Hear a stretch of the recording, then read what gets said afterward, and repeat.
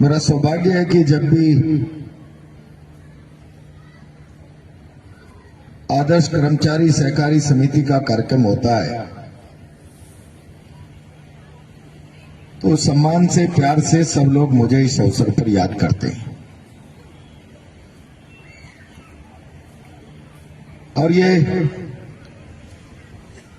मैं आप लोगों का बड़प्पन ही कहूंगा।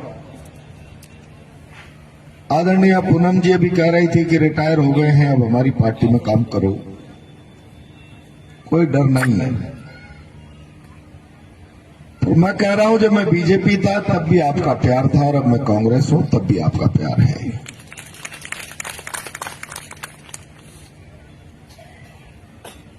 मैं बहुत लंबी चौड़ी बात नहीं करूंगा। मैं सुल्तानपुर से 4:30 बजे सीधा ही आ रहा था, लेकिन मुझे कहा गया कि थोड़ा रुक कर आए, और उस रुकने के कारण अब समय ऐसा हो गया कि बहनें हैं, बुजुर्ग सेवानिवृत्त व्यक्ति हैं,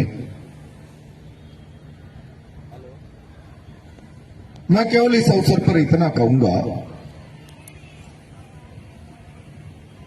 आज सेवानिवृत्त लोगों का सम्मान किया है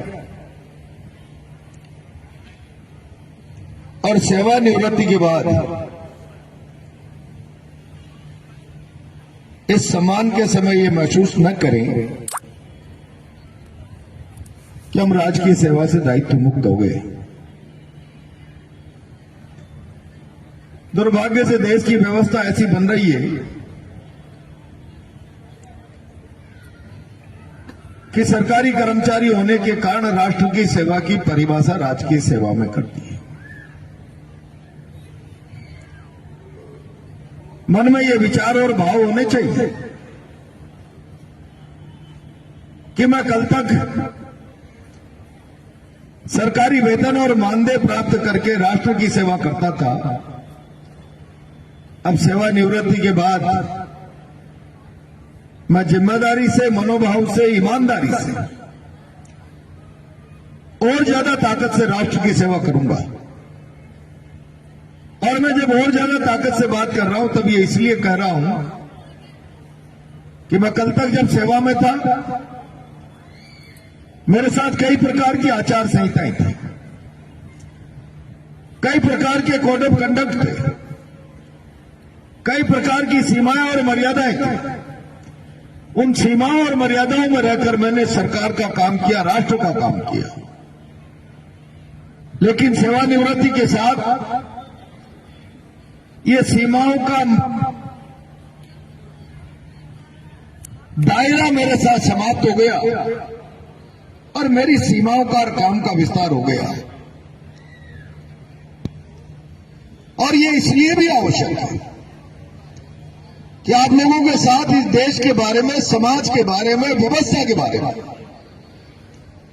60 सालों के जीवन का लंबा अनुभव और 60 साल का अनुभव लेकर कोई व्यक्ति समाज में कोई सुधारात्मक काम करे, समाज में कोई रचनात्मक सोच का बीज डालने का प्रयास करे, समाज में गलत और अनीति के खिलाफ समाज को अवेयर करने का प्रयास करे, तो मेरा विश्वास है उसका अनुभव, उसका तजुर्बा निश्चित रूप से समाज के लिए लाभदायक सिद्ध हो सकता है। बहन पूनम जी ने कहा आप डरने की जरूरत नहीं। इस समय पूरे देश में भय का माहौल है, डर का वातावरण। मैं आज ईमानदारी से, मेरे सामने समाज का बुद्धिजीवी तबका बैठा है। मैं कोई कच्ची बस्ती में भाषण नहीं कर रहा, जहां कोई गरीब और अनपढ़ लोग रहते हैं। जीवन की चुनौतियां इतनी है कि देश की समझ उसके साथ उनका कोई रिश्ता ही नहीं बन पाता। मैं ऐसे तबके में नहीं हूं।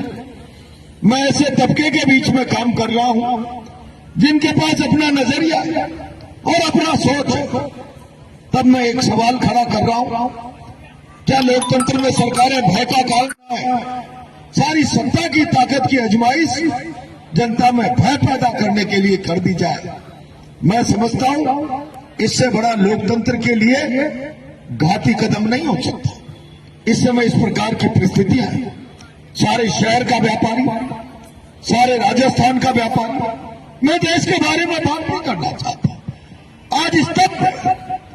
अगर वो कोई विरोधी दल के नेता से मिलना चाहता, जिनकी गुड्डी बुड्डी जो मिले हुए उनकी तो मैं नहीं कहना चाहता, लेकिन ईमानदारी से जो अपना दायित्व सत्ता और विरोध का निभाते, ऐसे किसी विरोधी दल के व्यक्ति के साथ कोई कर्मचारी मिलना चाहता है, कोई व्यापारी मिलना चाहता है। हालात इस निम्नतम स्तर तक चला गया कि कोई व्यक्ति अपने निजी संबंधों को निभाने के लिए विरोधी दल के लोगों के साथ अपना संबंध स्थापित नहीं कर सकता, संवाद स्थापित नहीं कर सकता। ये परिस्थितियां समाज के सामने चुनौती है, ये पूरी व्यवस्था के लिए चुनौती है। और इन परिस्थितियों में समाज को आत्मविश्वास कैसे मिले?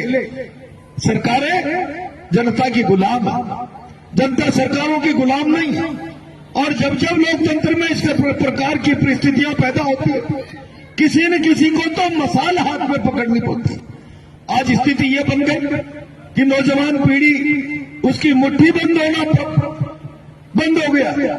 मुट्ठी बंद करके मसाल पकड़ के ललकार देना, चुनौती स्वीकार करना उसके स्वभाव का हिस्सा नहीं बचा। जैसे उसका आत्मविश्वास मर गया, उसको कैरियर का भय दिखाकर उसे राष्ट्र की जो मजबूत दौलत और पूंजी के रूप में इस्तेमाल होना है, उसके इस विचार का खून कर दिया। उसे कहा गया तुझे कैरियर सुरक्षित करना, अब संघर्ष का रास्ता छोड़ दो। अब जब समाज के लिए संघर्ष का रास्ता कोई करेगा नहीं, तो सरकारें अपने आप को सुरक्षित रखने के लिए समाज को भय के वातावरण में खड़ा कर देगी। हमारे अनुकूल चलो, हमारे विरोध में मत चलो। प्रतिकूलता दुष्परिणाम दे सकती है। ये जो परिस्थितियां देश में पैदा हो गई, अगर नौजवान की मुट्ठी बंद होना शुरू हो गई, तो अब सेवानिवृत्त के हाथ उठने चाहिए, उसकी आवाज उठनी चाहिए, उसको इस दायित्व का भान होना चाहिए कि मेरे सोच के दायरे में कल सरकार के नियम कानून बंधन और मर्यादा थी, लेकिन अब सेवानिवृत्ति के बाद मेरे केंद्र में सामुदायिक सेवा है, मेरे केंद्र में राष्ट्र है। और जो भी मेरे सामुदायिक सोच और राष्ट्र के नजरिए के साथ काम करने में बाधक बनेगा, मैं मुट्ठी बंद करके इनकलाब करूंगा। और ये बात जब मैं सेवानिवृत्ति के 60 साल 65 साल के लोगों से बात कर रहा हूं, तब मैं कह रहा हूं, कांग्रेस का कार्यकर्ता बन जाने के बाद कह रहा हूं, कौन कहता है कि इनकलाब केवल जवानी की आवाज से आता है? स्वामी विवेकानंद जी ने कहा, उठो, आगे बढ़ो, रुको मत, तब तक चलते रहो जब तक लक्ष्य को प्राप्त नहीं कर लो। लक्ष्य समाज में समरसता कायम करना है, भयमुक्त समाज का निर्माण करना है, सक्षम और समृद्ध समरसतापूर्ण समाज का, सहिष्णु समाज का निर्माण करना है। अगर इसमें कोई बाधक बनेगा तो फिर सत्ता के लोगों को हम याद दिलाएंगे कि दुनिया की सबसे ताकतवर सरकार थी, जिसके राज में सूरज अस्त नहीं हुआ करता था।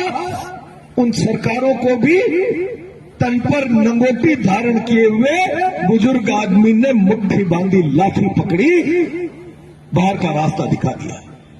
जयप्रकाश नारायण वृद्ध आदमी थे, 75 साल का अन्ना हजारे था, पूरे देश के मन को आंदोलित कर दिया। और इसीलिए भारत में ये विचार मरना नहीं चाहिए। भारत में ये अंतरात्मा की आवाज जो हर चुनौती से लड़ सकती है, ये जिंदा रहनी चाहिए। और ये जिंदा रहने के लिए अन्ना हजारे ये कह दे, कोई मेरा क्या बिगाड़ लेगा, मैं मंदिर के नीचे रहता हूं, कौन सी ईडी उसमें क्या तलाशेगी, और कौन सी पुलिस मुझे तिहाड़ जेल में बंद करके क्या बिगाड़ लेगी। मैंने नतमस्तक होते देखा तिहाड़ के उस अन्ना के अनशन के सामने संयुक्त सदनों को। ऐसी स्थितियां आज घातक हो रही है। देश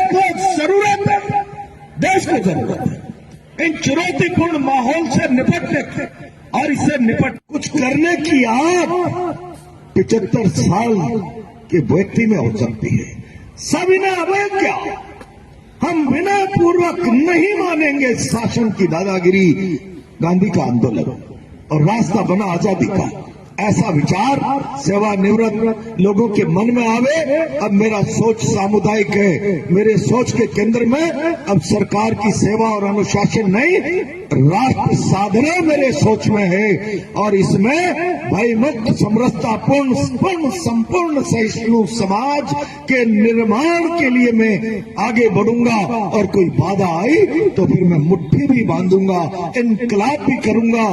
तब हम अपनी जिम्मेदारी ठीक तरीके से निभा पाएंगे। मुझे इस अवसर पर आप सबने याद किया। आपकी सहकारी समिति शानदार काम कर रही है।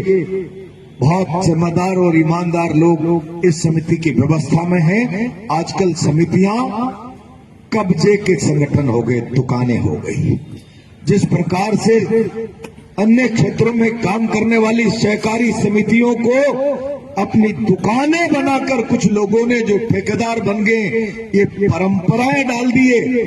इन परंपराओं को भी कहीं न कहीं समाज में अवेयरनेस लाकर समाप्त करना पड़ेगा।